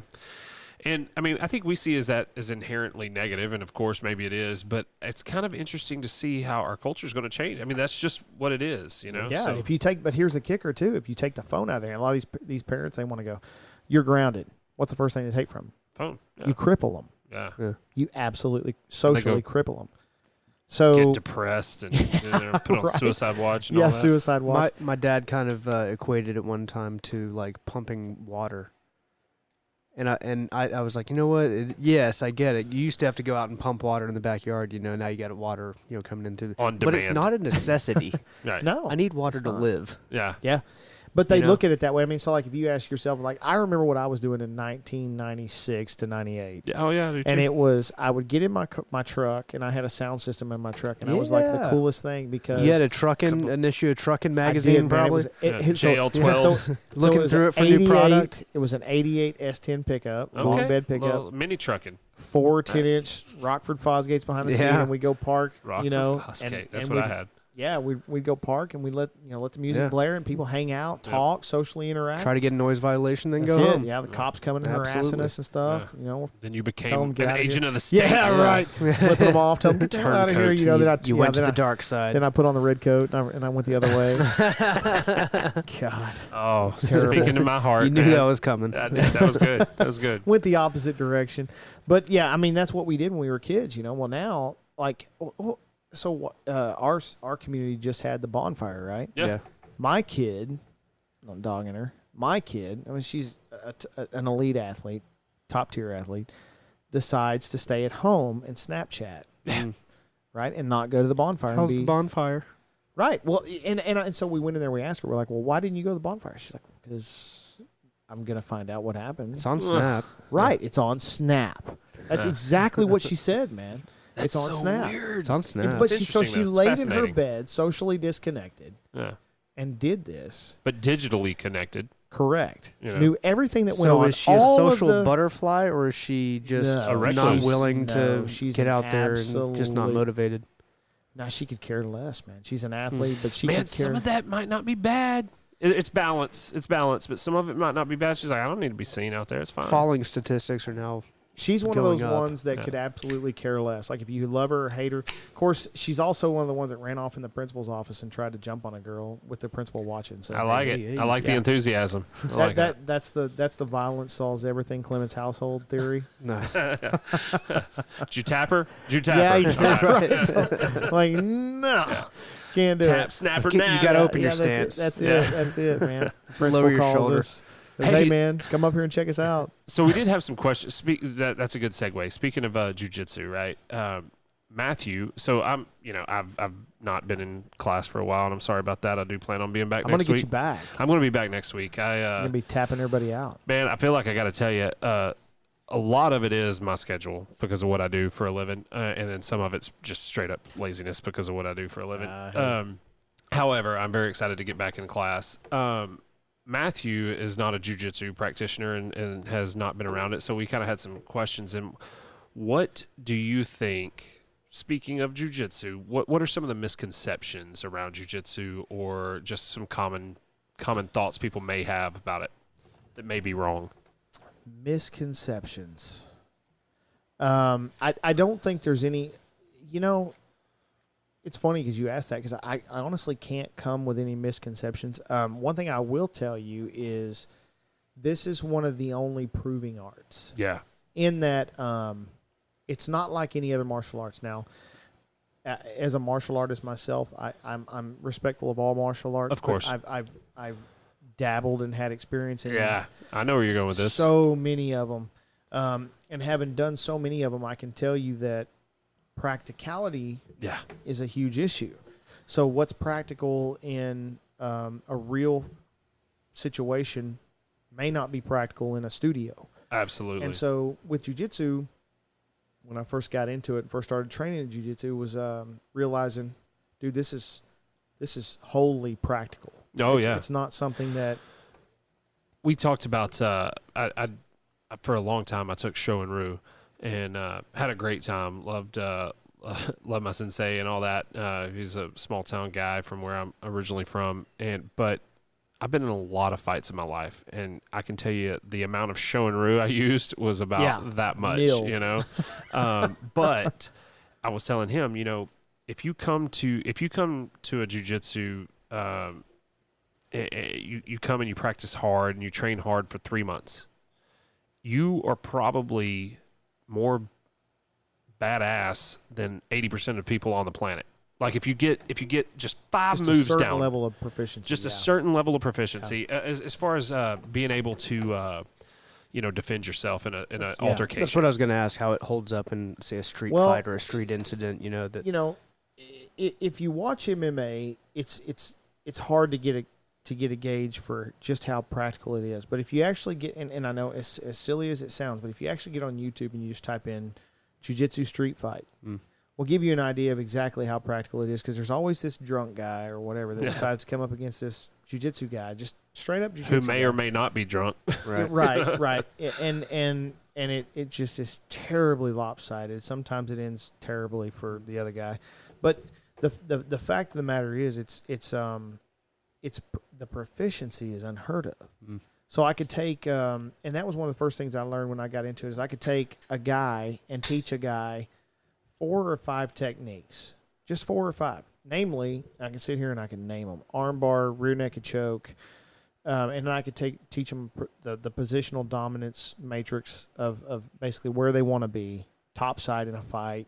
Just show them, okay, we need mount. This is the point. This is what you're trying to do. Yeah. So if you go back and you say, okay, you remember all of us as a kid rolled around with a brother or a cousin in the living room or whatever, fighting and Wrestling. all that. Wrestling. Well, the goal was to get where? Where was the goal? The goal was to get on top. Yeah. You're like, okay, a top asserts positional dominance. Well, that's kind of the same theory with jiu-jitsu, except there's some very specific positions that you use to assert that dominance. So when you assert that dominance, it's supreme in a street fight, and it's hard to explain to somebody that doesn't do it. But I've said it a million times. Well, imagine, would you ask somebody that doesn't know jiu-jitsu, you take them out in the middle of the ocean, okay? You take them out to let's see, what's Cape? Is it Cape Horn? Sure. Okay. Is that off the coast of Australia or Africa? Which Africa, I feel like. I would say Africa. Yeah, Here we go Cape with Horn. a geography Yeah, lesson, right? man. I'm testing People his are rolling geography. their eyes. So there, where you guys watch Shark Week, right? Oh yeah. Shark Week is huge, man. So you see all these great whites breaching the surface and all this stuff. So you take them out wherever those great whites. I think it's down off Cape Horn. Take them off there, and you take a person that's just a scuba diver. Cape Town. There you go. Cape Town. There you go. South Africa. Take them out there and you go, okay, jump off in the water with all these great whites. Would you do it? No. Probably not. Hell no. I ain't Yeah. jumping off in the lake with I ain't jumping off in the ocean with these great whites. Why? Well, because they're apex predators, right? I mean, they're in their element.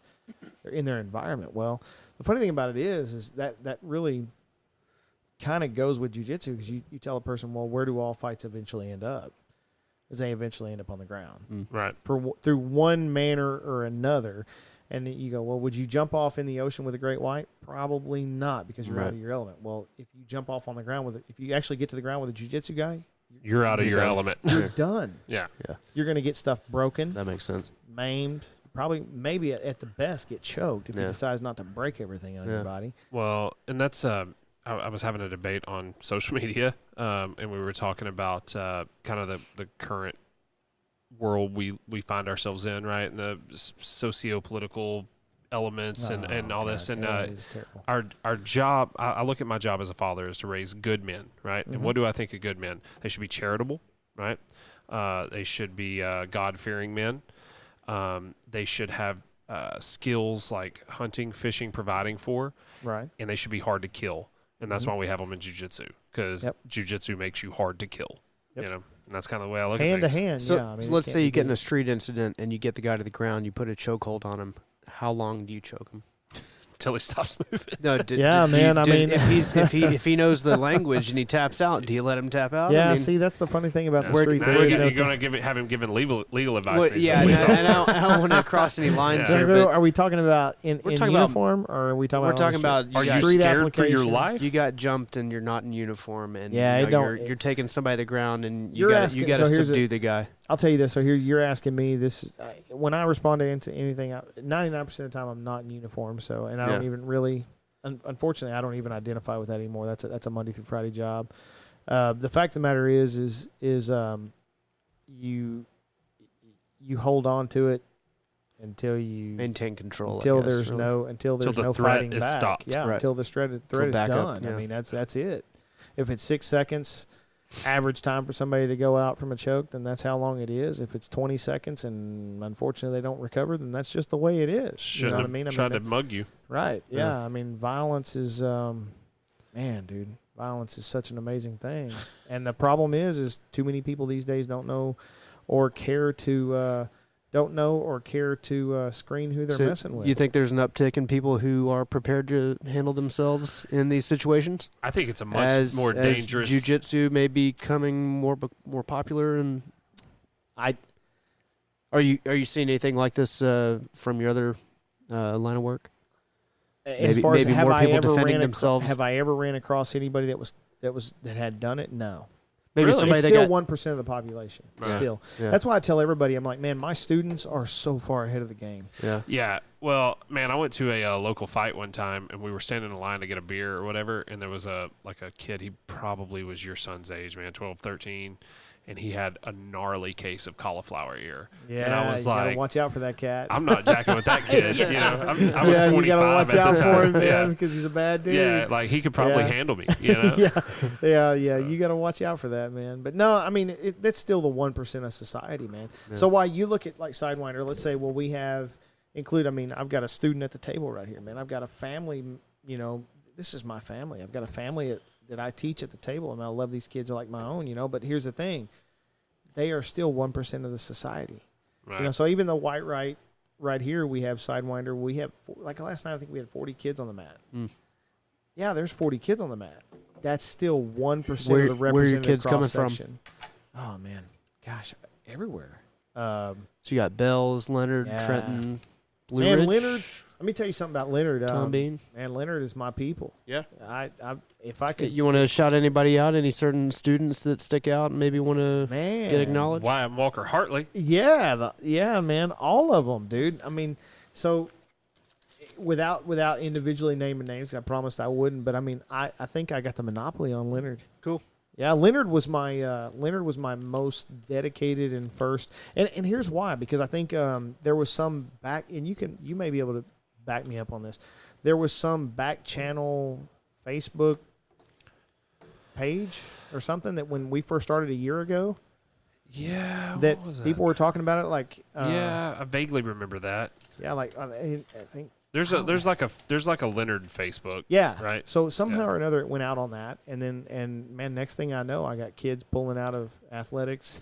Yeah. Well, dude, that's kind of how You it know? is with my own family, right? Like we had them in sports and stuff, and you know, small town sports. There's pros and cons to it. Sure, And sure. we got them into jiu-jitsu. They liked it. We wanted to keep them active, and they are they're loving it. So that's kind of where we kind of keep them, is in the jiu-jitsu world, less in the sports and athletics world, you know. So Yeah, well, and that's, you know, man, I mean, that's, sports are expensive, and team sports, you can get me going on the team sports versus individual participation athletics or individual participation sports. You know, you're not always guaranteed who's coaching, right, okay? And I don't know who's coaching where, but sure, you're not guaranteed who's got qualifications to coach. yeah, or who's and just you're- not temperamentally absolutely sound. And so for it. that's one of the things that, like, I don't, maybe We've been lucky here. Let me say that.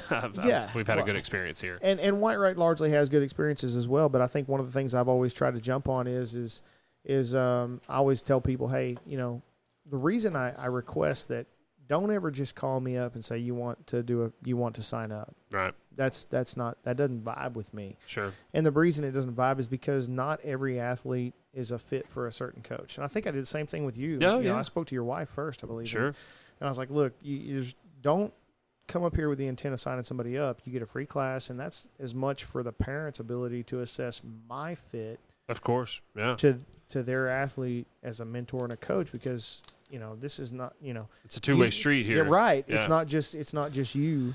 So So let me ask a question then. As we start to wrap this up, you're 2-3 years almost from retirement, right? 2.5 Close. years. Yep. What does Sidewinder look like at retirement? What's going to happen then? Jeez, man, it's hard to say. More time on the mats. We're gonna open up that new facility, morning classes maybe. Yeah. I'm just saying what are your- selfishly that works for me better. What are your class frequencies?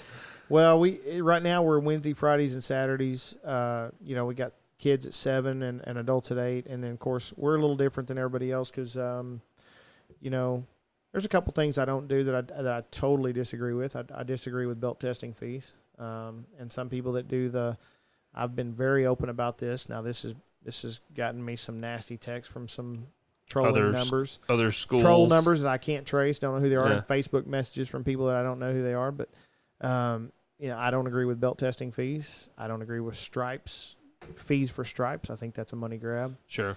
If I put a stripe on a kid's waist or an adult's waist, it's because they earned it Right. from me. And that's your all-in fee with your monthly charge. Yeah, you man. know? I mean, that's my honor to promote my students. It's Sure. not because they bought it. Right.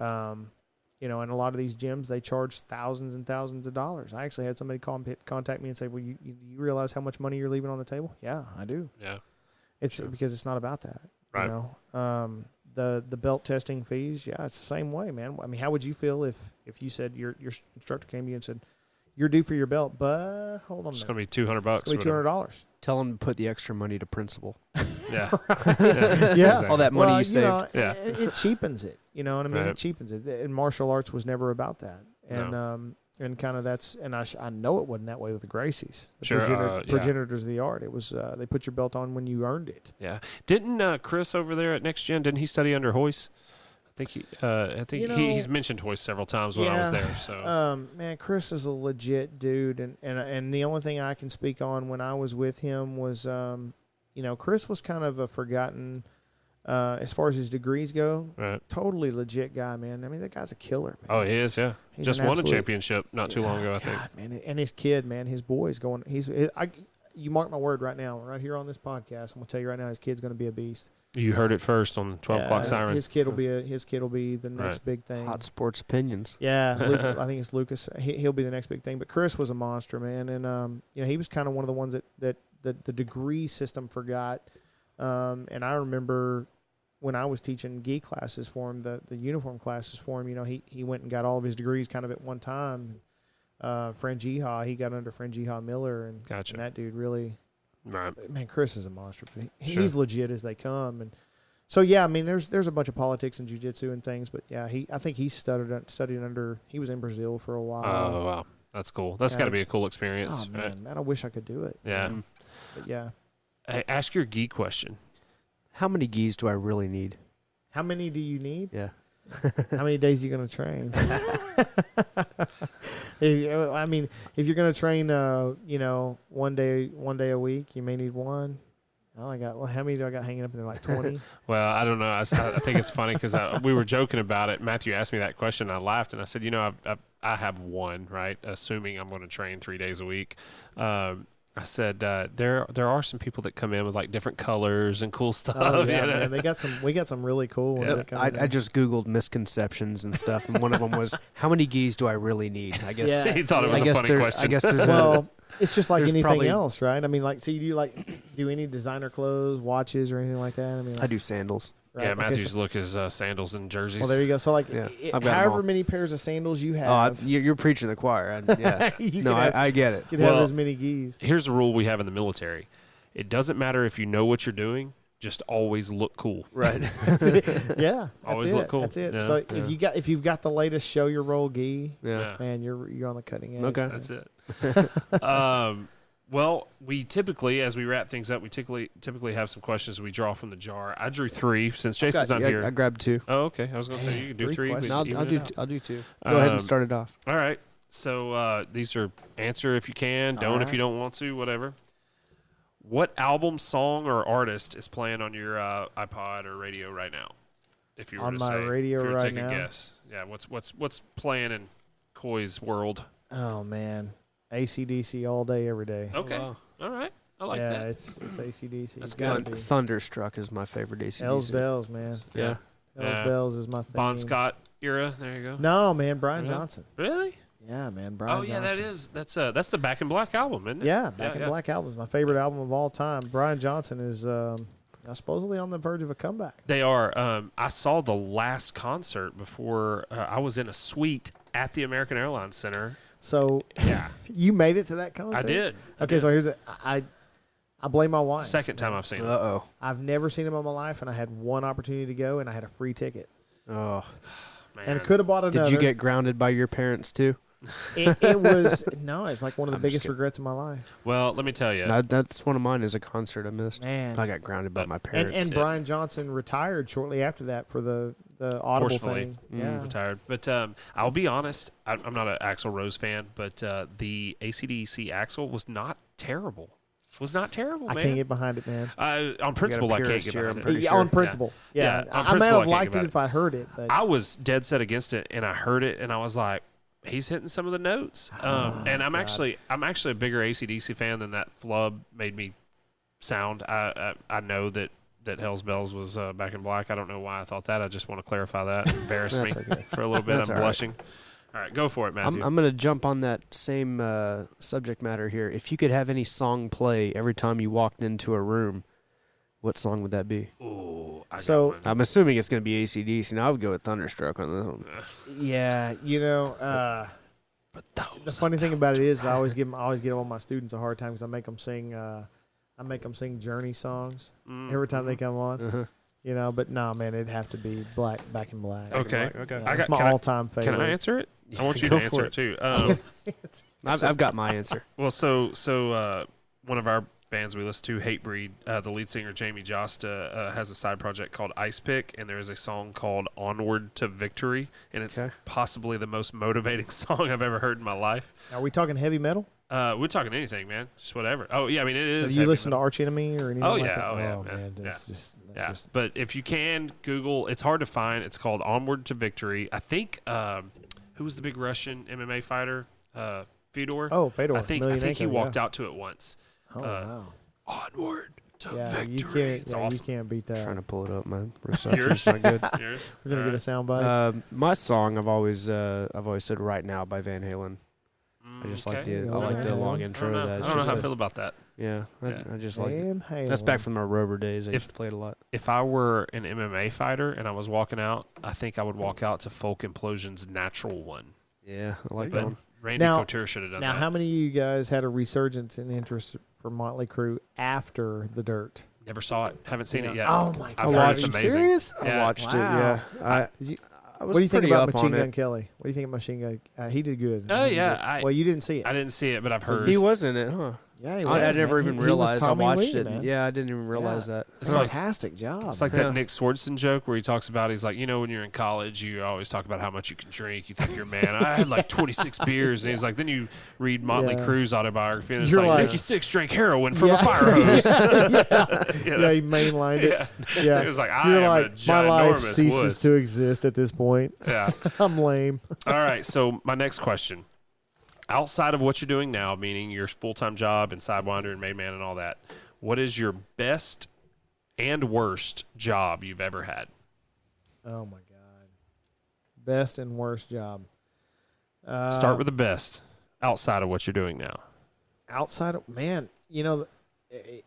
kind of covered it because I didn't really have much experience outside of this. Any high school jobs that were fun that were Man, always policing stuff. So the Okay. best job I did was and people still don't believe this, and I'm probably my sheriff at the time is probably, if he ever hears this, will like nut out. Jailer / dispatcher, all at the same time at Pittsburgh County. had a good time, huh? Man, All right. Wild West, bro. What's the worst? Atwoods. Okay. Slinging generators and wood chippers. No, and stuff? man. Oh. Yeah, slinging Horse feed salt licks and yeah, I can remember. I was Yeah, the retail's not fun, man. yeah, it wasn't fun. I was the daredevil guy. People come in and go, yeah, what do those salt licks taste like? Take a big lick of it. I've done that, dude. It's salt. Yeah, it's just salt. it's Same salt we eat, actually. yeah. Did it a time or two. It's salt. All right, Matthew, question. Is this number 4, I guess. What's the most thrill-seeking / dangerous experience you've ever had? Yeah. Thrill seeking, man. It's one of the countless experiences on the job. Had to have been. I mean, I've told everybody. Have you ever taken one to the plate? to the plate? Like, no, never. I have never. not been hit. You ever thought you were about to get shot? Oh yeah, a lot of critical incidents. That's one of the misconceptions about law enforcement is It's when people say, well, okay, well, you strap up every day and you truly don't know what's going to happen. I mean, it's a crapshoot. Sure. I make a lot of jokes about redcoats and agents of the crown and whatnot, but it's a dangerous world we live in today. And so, every traffic stop you make, every domestic abuse response you call, I mean, it's a dangerous situation. That's why I try so not to imagine. do them. I try to just sit in the parking lot. Yeah, just make my check as easy as possible. Catch the car thieves, right? Yeah. Coy Clements, my even- favorite police officer. Yeah, not even that, dude. I mean, everybody else, they ask me like, well, how many traffic, you write tickets? No, not really. I Yeah. mean, how many stops you make? As little as possible. Do you have a Try to quota? If I deter- do, I'm not making it. You try to deter them. Yeah, that's From the what? right. No, deter from speeding deter or from people, being Hell no. Not find a parking lot somewhere that's off the beaten path and stay in it. Yeah. I got a couple parking lots that I can. I mean, like Yeah. if you like, I'm gonna tell you, like if you come to my parking Good lot nap and parking you, lots. you pull some crap, Just gonna yeah, door I'm up. gonna Oh, yeah. get you real Yeah. quick. You're I'm gonna for- get you real quick. You're in but- for it. Yeah, right. And if you say the right thing, I may not even then. Yeah. I mean, Yeah. no, I mean it's my niche in my department is the same thing I told my sergeant here not too long ago, in which I had a younger sergeant and he finally figured it out. Is I've always said I'm the first to go, last to know. With my skill set, I never have felt that I needed to bolster my credibility with activity. Right. If I'm the first, if a critical incident comes out, I'm going to stand in front of everybody. Right. I'm going to be the first to go because most of the time I feel I'm most trained, Sure. most equipped to deal with it. But outside of that, I really just don't ask them. Outside of that, I don't expect them to ask me for much more than We that. don't want to waste that skill set on something that might not be worth it. In a Well, routine I mean, traffic yeah. stop that A might. lot of get times into- they feel like traffic stops validate my existence, but I Right. don't. Well, without getting too deep into details, you explained a situation to me the other day that could have ended in a much worse way than it did. And I, as being a very liberty-minded individual who fundamentally disagrees with traffic stops in general, you were able to de-escalate a situation, still have justice served, and nobody was injured. That's the type of police we need, right? Yeah. I mean, if every But- cop but- had that same mentality But as you, here's the thing with that, and I there's a big dichotomy there. Sure. There's a big contrast, and a lot of it comes with training. yeah, It's you got to remember, I've done this since I was 17 years old. There was a time, I'm not gonna lie to y'all. There was a time where I did this job, and it was intoxicating. Oh, no, I get it, man. I was just telling him today, when I joined the military, I was a true believer, right? Let's go to Iraq, let's go to Afghanistan, let's do it. And then Yeah. as I've gotten older, I've realized that, You do. there's some things, There's some give and gray take area, here. right? Yeah, So I mean, if there's gray area, and you start to see, okay, well, yeah, it's intoxicating, and then over time, the intoxicating effect wears off. right. Some And maturity you're- comes. and you're starting to be able to see that there's a better way to deal with things. Okay, you can look at situation A and go, this is going to turn into be a crap storm here for me. right. There's a better way, and that's kind of where I'm at in my career. Is I realize, yeah, I'm going to enforce the laws I have to enforce that are for the better, that are for the better of the public that I serve. Sure. But as far as getting out here and getting tied up with situations that are only going to wind up getting either me in a bad situation or Yeah. the person I'm dealing with a Or situation. both. Yeah, it's really, for the most part, it's just take the high road and let it live to fight another day. you That's know? it, man. That's But good. most of it's training. Sure. It's training and youth, and a lot of departments really, they don't, the training is not there. Not And some where it of should it's be. media. Sure. You got media that want to pay them. Yeah, well, that's a different I episode. mean, we have sir. Yeah. we have bad situation with cops. Let's just face Yeah. it, we do. Well, yeah. Well, Just like everywhere else, right? I mean, we got some cops that make stupid decisions. cops are mean, people, and That's- we have they are, they're not crappy infallible. people on both sides of that Sure.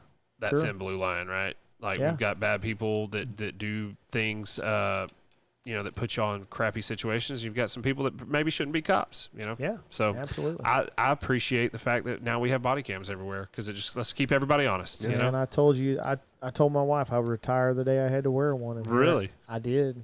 really, I told my wife, I said, man, the day I'm forced to wear one and my department doesn't trust what I say anymore, I'm going to retire. But I've worn one for But that's the last because 5 years. you're a man of integrity, and not everybody is a man of integrity. And I understand the mindset of like, well, geez, I'm out here putting my life on the line. I get it, but I think we've seen some stuff with body cams that you're like, man, I'm glad that body cam was on. Yeah. I'm a proponent of them. Yeah. I used to. I swore up and down I would never be, No. because I felt like it was invasive. Sure. But it in the past, I feel like the public didn't need or deserve to know Sure. what we did to deal with the wolves of society, Absolutely. because they didn't have the stomach or the heart to deal with it themselves. Sure. As time has moved on, I've seen that the public wants to know about this element of society. I believe sunlight is the best disinfectant for everybody. Sure. Right? Sure. Because there's been a lot of times that body cams probably saved a lot of police officers where things weren't has. looking good, Yeah. you know, and it was like, oh, well, that dude was a jackass, you know? Yeah, So, I mean, it has. It has. And it's been, there's a lot of times where, I had the most recent incident where I got a little bit of notoriety for it, but it was just because the body cam was on, and it was a good thing. I look back at it and go, wow, it's good. And we've seen officers nationwide that have had that situation where they look back and go, man, the body cam has served them right. And I truly feel like at this point, if your heart and your mind is in the right place, just about anything that you would do on the job that is a mistake, you could probably explain away. Sure. And go, look, it was a mistake of the mind, not a mistake of the heart, and you're going to be okay one way or the other. Absolutely. You I know what agree I with mean? that. It's the ones that truly have something to hide that They don't want that. they don't. Yeah. Yeah. Okay, so last question. we asked this not too long ago. What did you think was cool when you were young that isn't now? Limp Bizkit. He's from '98. Man, Fred Durst, man, he took a downfall, didn't he? $3 I'm going to bills, answer yeah. for you. I'm sorry. Jeez. What did I think that was cool that back in the 90s that isn't now? Just when you were young, yeah. Like Or when you were young, yeah, it could be. one person said church. Could be My the- goodness. Could be the Thundercats. Yeah. Matthew said Jinkos, right? Which I think they're making a comeback. By the Yes, way. I still Jeans. think they're cool. I think they're cool. Guess but- jeans. Guess- Okay. Oh, They okay, are that's a coming good- back, that though. good? They are Are totally they back. really? Yeah, I'm pretty sure. I'll never touch them. Little- Yeah, all that 90s stuff is really cool. It now. is. Yeah, we were having a discussion Yeah. about that today. Yeah. Seriously? What about you? Yeah, Visco girls. What did you think? Oh, besides Jinkos, Oh man, I was you caught me off guard. Tommy Hilfiger jeans with Yeah. with the Tommy down the side. One of the best pairs of jeans I ever had were Tommy Hilfiger. Yeah, I'd agree. I mean, I still have a Tommy Hilfiger suit, but it doesn't say Tommy Hilfiger all over it like my jeans Yeah. did back in the day. Guess jeans were Oh yeah, dude, they Yeah. were the Cat's Meow, man. Back they in the kind day. of turned into Yeah. I don't know. They kind of went the They went to like the Walmart route too. They like went in and Jordache out. or Tommy something. Hilfiger is still around. Yeah, amazingly somehow. absolutely. It's kind of it's weird. crazy. Absolutely. Well, I Cool. think that about does it. Yeah, I think Right. so. Thank you very much for Fantastic. coming in and talking to us. Fantastic. Yeah, Sidewinder Jiu Jitsu at a Whitewright, Texas. What's the Absolutely. website for that? What is it? www.sidewinderjujitsu.com. Yeah, I think Jiu Jitsu spelled JIUJITSU. Yes, not All the right. other way I had- around. I not had to the figure it out, yeah. JEW. Google will You'll fix just it get a for funny- you if you use Google it. will autocorrect it. You You'll don't just have get to a funny actually know. meme if you Right. do it the other way. Yeah, exactly. You have to delete that off your work phone. yeah. Coy Clements from Sidewinder Yes, Brazilian sir. Jiu Jitsu of Whitewright, Texas. Made man is his thing. Yeah, be looking it. for that. Made And it's man a philosophy. mindset, It's a the lifestyle. the philosophy, the lifestyle. Look for the shirts, something that says that you are a made man, Yes, sir. conquered life. Coy, it's been an absolute pleasure, and I look Man, forward to getting back on the always. mats next week. Look forward to seeing you, brother. Thanks, brother. All right, man. All right, I got to take a piss.